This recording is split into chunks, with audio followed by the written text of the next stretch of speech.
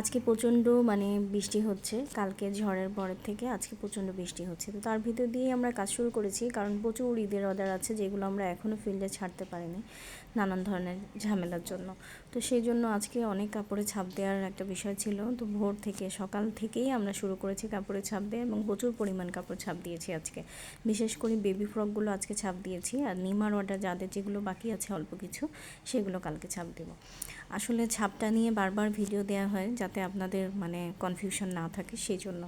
আজকেও কিন্তু আমরা একটা বাটিতে কেরোসিন আর এলামাটি দিয়ে মিশ্রণ গুলিয়ে নিচ্ছি, এবং এটা দিয়েই আমরা ছাপ দিব।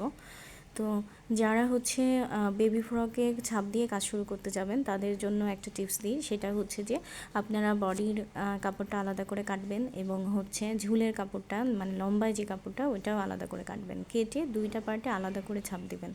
এবং কাপড় কাটার সময় অবশ্যই আপনারা বডির যে কাপড়টা কাটছেন ওটা 1.5 ইঞ্চি বেশি রাখবেন, সেটা চওড়াতে রাখবেন 2 ইঞ্চি বেশি, লম্বায় রাখবেন 1.5 ইঞ্চি বেশি। আর ঝুলের যে কাপড়টা আপনি কাটবেন, বডির পরের যে কাপড়টা যেটাতে আমরা এখন ছাপ দিচ্ছি, এই কাপড়টা অবশ্যই 3 থেকে 4 ইঞ্চি বেশি রাখবেন, কারণ আসলে কাজের পরে কিছুটা কাপড় অবশ্যই সামান্য খেপে যায়, এবং বানানোর জন্য কিন্তু নিচে এক্সট্রা কাপড় রাখা লাগে, যেটা দর্জিরা তৈরির সময় কেটে সমান করে বা সেটা ভাঁজ করে দেয়।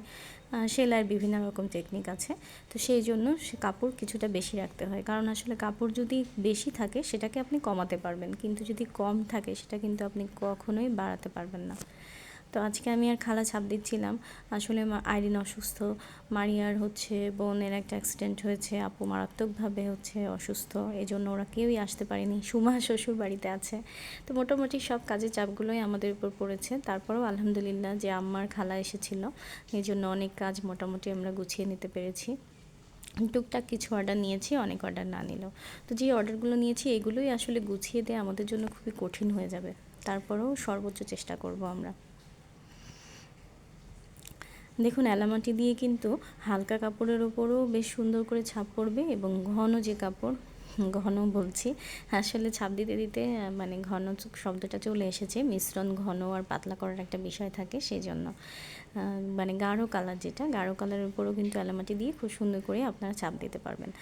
আমরা এই যে ছাপটা দিয়েছি, এই ছাপটাতে কিন্তু যে সি গ্রিন কালারের একটা বেবি ফ্রকে আমরা ছাপ দিয়েছি, এবং ছাপ দেওয়ার সময় অবশ্যই খেয়াল রাখতে হবে যে লাইনগুলো সমান হচ্ছে কিনা। আসলে আপনারা যে ডিজাইনই ছাপ দেন সেইটা আগে কাপড় কেটে কাপড় অনুযায়ী সেই ডিজাইনটা আগে একবার সেট করে তারপরে ছাপ শুরু করা ভালো, তাহলে কাজটা বেশি সুন্দর হয়। আপনারা কিন্তু খেয়াল করে দেখবেন, ছাপ দিতে দিতে আমরা যদি দেখি যে কোনো জায়গায় ছাপ ঘন হয়ে যাচ্ছে, তখন কিন্তু সেই ছাপটা আমরা একটু হালকা করে দিই, একটু কমিয়ে নিই, লাইনের বিষয়টা কমিয়ে নিই, বা এক লাইনে 10টার জায়গায় 8টা ফেলি।